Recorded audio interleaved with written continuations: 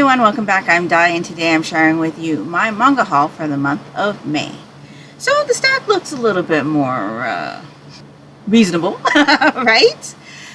There were just a couple things that I wanted to pick up this month. There's not a lot of things in here that were like spontaneous purchases, but there were a couple. So yeah, let's get into what I got in the month of May.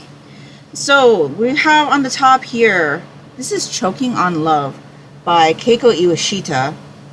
This is volume 1. This one's rated teen, published by 7 Seas Entertainment. And it says, love takes your breath away.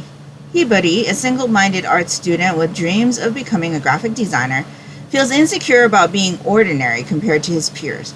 Gaku, a free-spirited guitarist from the same university, turns her world upside down after a chaotic encounter at a ramen shop. Hibari wants nothing more than to escape the disorder Gaku brings to her perfectly planned life. But as he slowly breaks down her walls, Hibari starts to realize that a little chaos might be just what she needs. So you've got a couple of guys with guitars back here. I presume this is going to have a little bit of a musical aspect to it. Musical mangas don't really hit with me, and I think a lot of it has to do with the fact that I can't hear it. I can't hear the music, and I really enjoy music. I grew up learning music. I grew up in music programs. I played music for a good portion of my life, and so not having that aspect when I'm reading a story takes away a lot for me, but it will all depend on how much music there is in this story. It sounded like an interesting premise. I thought I'd give it a shot, and so here we are. Next up, we have volume 17 and 18 of Tokyo Revengers by Ken Wakui. This one's published by 7 Seas, rated older teen. So we are reading through this entire series with the Monochrome Manga Club, which is an in-real-life manga club that I host. I'm really enjoying this one. This one is about a guy who we meet at the beginning of the story is in his mid-20s, and he sees a newscast stating that his girlfriend from middle school was murdered by a gang that he used to know back then. And in a twist of events, he ends up with the ability to time jump back to the past and realizes that he now has the opportunity to try to change things in the past to prevent his girlfriend from getting murdered in the future. It's a really interesting story. If you've watched any of my Deesa's 19 diaries where I talk about my thoughts on these volumes, you know that time jump stories are not ones that I usually enjoy. I don't usually like stories where we're constantly flipping back and forth from present to past, present to past. There's just something about it that doesn't click with me, but with this story, I've been pleasantly surprised, and I feel like the mangaka does it really well. He's keeping me really engaged with the story. I'm really connected to a lot of the characters that we see here, and there's a lot of times where I'm reading this series where I'm just like, okay, what's going to happen next? What's going to happen next? It's almost at that point for me where I'm like, I don't want to just stop reading the volumes that we're reading for the club that month. I want to move on, but I don't, because obviously I can't discuss it with my members if I read past. And so I'm really enjoying this one. We're having good discussions about it during our meetings, and like I mentioned previously, the daughter and I are the only ones in our little group that have not read this or watched this before we started reading it. And so it's been really interesting to hear all of the other members talk about this one at our meetings as well. And so I'm really looking forward to seeing what happens in this one. And like I said, this is the volumes that we will be reading for the Monochrome Manga Club this month. I have volume 2 of Danganronpa 2 Chiaki Nanami's Goodbye Despair Quest. So this one is by Suzuragi Karin and created by Spike Chunsoft, published by Dark Horse, and Dark Horse does not put age ratings on the back of their manga, but I would have to say this is probably older teen. Danganronpa is a game franchise that daughter and I have played a bit of and really enjoy. In this particular one, Danganronpa 2, the high school students are taken to this island for like a student trip, and then they get hijacked by Monokuma, and things happen. This is just an interesting story. I think we picked up volume 1 a couple months back, but I have not read it yet, and I'm not quite sure how many volumes there are in this. Truthfully, I don't really keep up too heavily on the Dark Horse title releases, but I was glad to see this on the shelf when we went to the Barnes & Noble for our Monaco Manga Club meeting, and so really looking forward to reading that series. We've got volume 1 of Kindergarten Wars. This is by Yu Chisa, published by Yam Press, rated older teen. So this one says it's playtime. Rita is convict number 999, a former legendary assassin who now works at a kindergarten for the children of the world's most powerful people. Her job is to protect the kids from the clutches of would-be kidnappers and contract killers. But even with her overwhelming strength, Rita has one fatal flaw. She falls head over heels for good-looking men, even if they're her enemies. Can she find the haughty soulmate of her dreams amid the chaos and the world's safest kindergarten? So, I thought that sounded hilarious. It also sounded a little bit like the Yakuza's Guide to Babysitting, where you've got somebody who's like very, into being in fights and things like that, doing harsh things, and then they have to take care of kids. So I think this one is going to be rather comedic. I'm looking forward to seeing what that one is like. Picked up volume 2 of Your Turn to Die, Majority Vote Death Game. This one has original story and adaptation by Nankidai and art by Tatsuya Ikegami. This one is published by Yam Press, rated teen. So we read volume 1 for the Monaco Manga Club in May. I will link my first impressions video down in the description box below in case you're interested. But I enjoyed it. I enjoyed it quite a bit. And I thought that I'd pick up volume 2 while we were at the store. So this one follows a girl and her friend getting kidnapped by an entity. And when they wake up, they are both tied to beds and told that only one of them can survive. They end up finding a way to both survive that little ploy, only to get thrown into a bigger game where there are other people who have been through that experience, and they end up in a game for their lives, because after each test that's thrown upon them by the entity that kidnapped them, there is a vote, and with that vote, whoever gets voted for the most ends up dying. I really enjoyed this one. It has a lot of like mystery and puzzle to it. There's lots of figuring out of puzzles, which I thought was really interesting. It's not something that I really expected in this story, and I enjoyed it a lot. It's a little bit like Danganronpa, the first one. It's a little bit like Battle Royale, but in this one, we start off with our two like high school students, and then when they get thrown into the bigger game, there are people of all ages in that group. And so it's really interesting to see how that dynamic works and how everybody kind of gets along and tries to figure things out, and the hierarchy that they kind of work out and things like that. It's interesting. I'm really looking forward to seeing where this story goes next, and so I had to pick up volume 2 in order to do that. We have volume 13 of Persona 5. This one has original concept by Atlas and art and story by Hisato Murasaki. So this one's published by Viz, rated older teen. So this is just the latest installment in the Persona 5 manga series. My daughter is really into the Persona 5 video games and has played Persona 3, 4, and 5, I believe.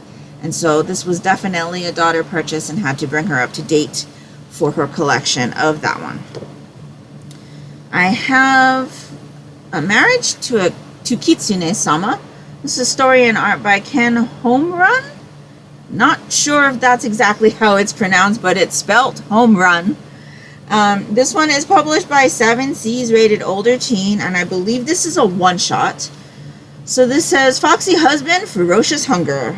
In the town of Hokutochu, a mystical tradition unfolds every few decades. A villager is selected to ascend the mountain and marry one of the alluring fox spirits who resides there. Inaho has longed to take on that role, and when his time finally comes, he eagerly climbs the mountain to meet his new handsome husband, Subaru. The captivating lord has been watching Inaho for some time and is pleased to receive his new spouse. But before his supernatural marriage can enter its honeymoon stage, Inaho discovers Subaru is cursed to devour his beloved, aka Inaho. Can they find a way to break the curse, or is this marriage doomed to end tragically? So I thought I'd go ahead and pick that one up, especially because it is Pride Month, and I am trying to participate in my friend Bazaar Individuals Pride Manga Readathon this month. I do every year, and my reading has slowed down quite a bit, but I thought this would be a nice one to read this month, and I thought the art style looked really nice, and it sounds a little comedic as well, and so I thought I'd check that one out. Volume 1 of Tune Into the Midnight Heart. This one is by Masakuni Igarashi. This one's published by Kodansha, rated older teen. It says, as I lay in bed in the dead of night, your voice was my only solace. I only want to talk to you one more time. There's something I need to tell you. So this one, it's a little bit hard to read. My glasses and I are still not agreeing with each other. Second-year high school student Arisu has been searching for a girl with no face and no name. The only thing he knows is her voice, from the broadcast he used to listen to late at night, for which she gave the pseudonym Apollo. Yet Arisu is a scion of the great Yamabuki name and cannot be deterred. He discovers a clue to her location at a seaside high school and arranges to transfer in. Only there are 4 girls in the broadcasting clubs, and every single one of them dreams of using her voice for a living, just like Apollo. If he's going to have a hope in hell of figuring out which one is actually Apollo, he's first going to have to earn their trust, and what better way than proving how competent he is by helping them all achieve their dreams. But will they accept his help? So I thought this one sounded interesting. I really, really like that cover, and so I thought I'd check it out. I picked up volume 2 of The Guy She Was Interested In Wasn't a Guy at All by Sumiko Arai. This one is published by Yen Press, rated teen. So I ended up reading this a couple months ago, or maybe in May. I can't remember quite at the moment, but this one was really interesting and I really enjoyed it, so I had to pick up volume 2 while I was at the store. This one follows our characters on the cover. This girl right here, she likes a different genre of music than the rest of her friends, and she can't really share her love of music with her friends because they like something completely different. And so she comes across this music store and happens to hear the music pumping out of the store and is like, oh my gosh, I gotta go into that store, because it was just her style. And so she goes in and is immediately entranced by the guy working behind the counter. And it turns out that that guy is not a guy at all, but a girl, and it happens to be one of her classmates. And so it follows them getting to know each other through their love of music. And I really enjoyed it. I was particularly interested in the type of music that these girls enjoy. And they dropped some band names that I'm familiar with, and I'm not quite sure if those band names were from translation or if they were actually the bands that the mangaka used. I still need to go look into that. But it was really interesting. I enjoyed it a lot, and you can see that there are these green tones in here. Throughout the manga, they use the green a lot also. There are splashes of green within the page, which makes the reading very interesting as well. And so I'm looking forward to seeing more of these 2 characters and their love of music in the next volume. I picked up volume 1 of Men of the Harem. So I was supposed to pick this up in April, but the store didn't have it at the time, and it was there when I went this last time, so I picked it up then. This one has art by Yongbin, adapted by Hyur Lee, and original story by Alpha Tart. I believe this is a manhwa published by Issei Press, rated teen. So this says, Hell hath no fury like a woman scorned. A newly crowned emperor, and I'm not going to say that name because I'm probably going to butcher it, has no illusions of finding a saccharine love match. Forced to rapidly ascend the throne following her father's assassination, she's still stinging from the bitter betrayal of Prince Hyacinth, the man who swore to love her through thick and thin. Now only two things matter: securing her sovereign power and causing her former lover the same agony she felt when he married another. And she'll do so by taking on 5 consorts herself. Only the most powerful and handsome men shall be fit for her harem: the son of a duke, the king of mercenaries, and the brother of her ex. So I thought that sounded funny, and it sounded like it would be interesting too. Nice revenge story, and so I picked this one up. It's got a good weight to it too, and the cover is like that suede type covers that I really enjoy, so really nice. Had to pick up the omnibus of Red River, volume 7, 8, and 9. This one is by Chie Shinohara, published by Viz, rated older teen. So I have read several volumes of this several years ago from my library, and they did not have, I believe it was volume 15. Like somebody had checked them out and never returned them. And so I was never able to like read past.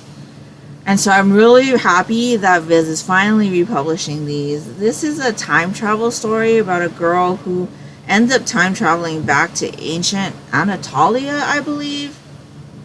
It's really interesting, and I'm really looking forward to finally being able to read the whole series. And so I definitely had to go ahead and pick up this omnibus.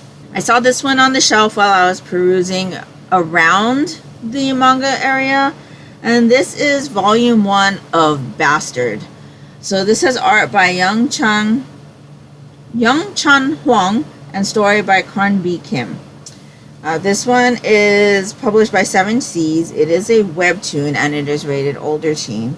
So it says, from the creators of Sweet Home, my dad is a killer and I'm his accomplice. High school life is hard enough, but it's even harder for Jin-sun.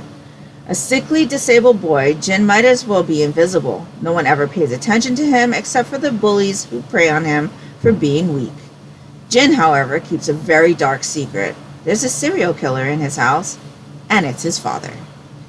So it says, full of unexpected twists and shocking reveals, this hit psychological thriller snatched the top spot as the most read webtoon only a few months after its release. This is an awfully heavy volume. It's full color, and it sounds really interesting, and so I'm looking forward to checking this one out. And then the last thing I have is Stardust Family. I believe this is either an omnibus or it's a complete omnibus. This one is by Aki Poroyama, published by Yen Press, rated teen. So it says, in the midst of a declining birth rate and rampant reports of child abuse, Japan has required prospective parents to pass a test for the right to conceive. The test's evaluators are children themselves, deliberately behaving badly to provoke couples into an aggressive response and disqualify them on the spot. Hikari is one such evaluator in this system, and he thinks he's seen it all. That is, until he's assigned to the Hirokawa family. So, sounds intriguing.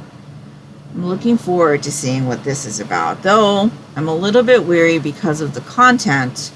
I think this is going to be a really interesting story, and I'm looking forward to seeing how this story goes. And that is everything that I have picked up in the month of May. So, let me know down in the comments below if you've read any of these titles and what you thought of them, but please no spoilers, or if you've picked any of them up. I would really love to know. Are you participating in the Pride Manga Readathon this month? And if you have, let me know what's the best thing that you've read so far for that readathon. I would really appreciate your comment. And if nothing else, and you'd just like to let me know that you were here, if you could leave me any emoji that's green in the comments below, that would be greatly appreciated and would really help me out. And that will do it for me today. So I hope you're all doing great. I hope you're all safe and healthy. And until next time, take care and smile always. Bye.